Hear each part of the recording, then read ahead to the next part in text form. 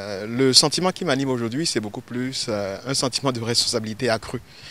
Nous avons pris nos fonctions il y a un an effectivement et avons trouvé donc les finances publiques dans un état lamentable. Je me rappelle encore que en avril 2016, à notre arrivée, le Bénin venait de boucler quelques mois plus tôt une tentative d'émission obligataire qui a quasiment échoué, qui n'a pas réussi. Nous n'avons pas réussi à mobiliser l'ensemble des fonds que nous souhaitions avoir. Et aujourd'hui, jour pour jour, nous concluons aujourd'hui une émission obligataire pour 150 milliards qui a été sursouscrit dans un environnement où le Togo, la Côte d'Ivoire, le Mali et plusieurs autres pays de la sous-région ont tenté la même opération ces temps-ci sans succès. Ça veut dire quoi? Ça veut dire que les efforts que nous avons collectivement avec le gouvernement faits sur ces 12 derniers mois ont porté leurs fruits. Le cadre macroéconomique est beaucoup plus sain. Nous avons gagné en crédibilité. La signature Bénin porte. Et ça, ce n'est pas des paroles, c'est des faits, puisque je vous dis que nous venons de conclure une opération avec un très grand succès, qui est le seul succès observé depuis le début de cette année dans toute la zone UEMOA. Tout ça pour dire que nos compatriotes ne voient pas forcément encore concrètement les bénéfices de nos réformes, parce que nous sommes partis de très très loin. L'accent a été accordé les 12 derniers mois à nettoyer les écuries, à mettre en place un certain nombre de procédures pour préserver les biens publics, dégager des marges de manœuvre pour pouvoir réaliser les projets qui sont inscrits au programme d'action du gouvernement. Et maintenant, nous rentrons dans une deuxième phase maintenant de concrétisation de ces projets. Donc, dans les prochains mois, je pense que la population verra de plus en plus de concret. Le grain mis en terre, en fait, met du temps pour bourgeonner et produire. Donc, nous sommes dans cette phase-là où il y a plusieurs grains mis en terre.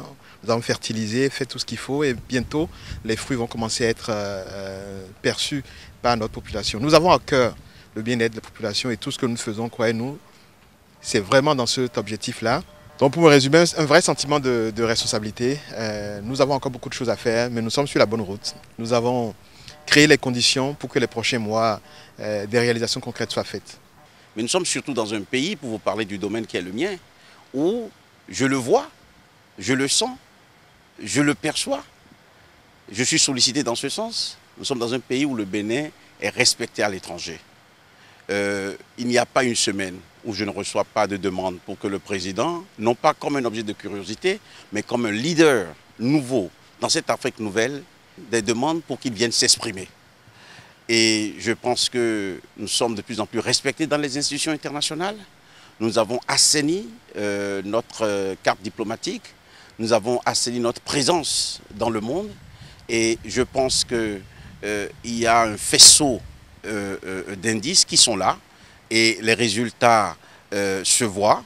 Et je suis persuadé que les Béninois, dans leur jugement sévère que je comprends, se rendront compte très vite qu'ils ont eu raison de faire confiance au président Patrice Talon, qu'ils ont eu raison de faire confiance à cette équipe de citoyens béninois dévoués qui sont venus apporter leur expertise, mais surtout leur amour de la patrie pour que nous puissions redresser notre pays. Vous savez, le domaine de l'éducation, c'est un domaine où c'est un peu comme aussi il faut semer. Et lorsqu'on sème, il faut attendre un moment pour que la graine puisse germer et on récolte plusieurs années plus tard. Cependant, nous travaillons pour que, comme vous venez de le dire, notre pays puisse retrouver, n'est-ce pas, son titre d'antan, quartier latin de l'Afrique. Mais nous devons pouvoir travailler. C'est là c'est de l'éducation qu'il est question. Emmanuel Mouli n'a pas que dit ça.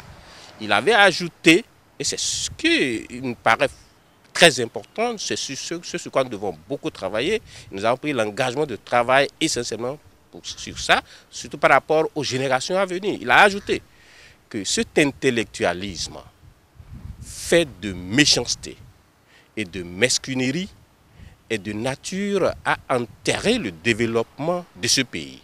Figurez-vous de 1959 que cet administrateur colonial a eu à s'exprimer ainsi, que les mêmes phénomènes nous rattrapent encore en 2017, je crois que l'éducation a encore beaucoup à faire.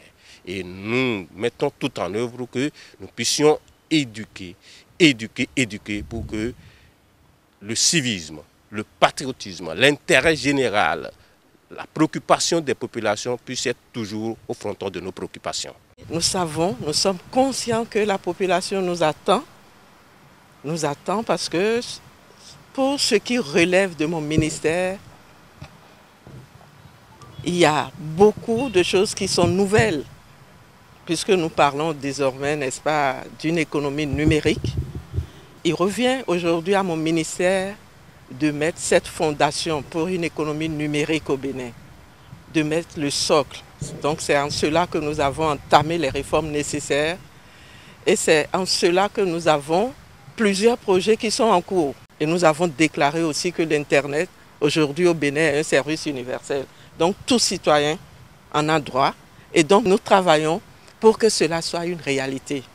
C'est dire à tous les jeunes béninois des 77 communes, des 12 départements, que le gouvernement a conscience de l'engagement qui a été pris, que le gouvernement sait à quel point les attentes sont grandes et que ce gouvernement ne trahira pas la confiance du peuple béninois. Au titre de l'année 2016, c'est au total 15 fédérations, 86 médailles pour le Bénin, ce n'est pas négligeable.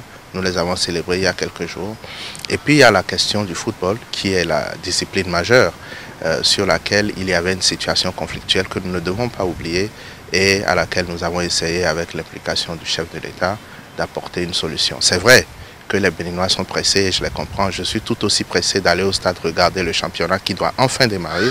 J'ai tout aussi envie de voir mon pays à la Coupe d'Afrique des Nations et c'est pour ça que j'ai dit avec l'ensemble des dirigeants que l'heure n'est plus au conflit, l'heure n'est plus à la division. Nous avons le devoir républicain de nous unir, de laisser de côté nos égos, nos intérêts personnels et de penser à la jeunesse béninoise. Comptez sur nous, la gouvernance dans un État, c'est aussi ce dont on a hérité. Il ne faut pas oublier que le Bénin était dans un état catastrophique quand nous en avons hérité. Aujourd'hui, il y a un effort qui est en train d'être fait. Nous avons fait une option de ne pas faire beaucoup de propagande, beaucoup de bruit autour de nos actions. Et c'est normal que nos compatriotes, sur certains points, ne nous comprennent pas et sur d'autres, soient impatients. Mais je veux leur dire que nous avons conscience de cela et que nous ne trahirons pas notre engagement. Le Bénin est un grand pays, nous allons le révéler et d'abord nous allons donner à tous les Béninois ce qu'ils méritent, c'est-à-dire le bien-être au quotidien.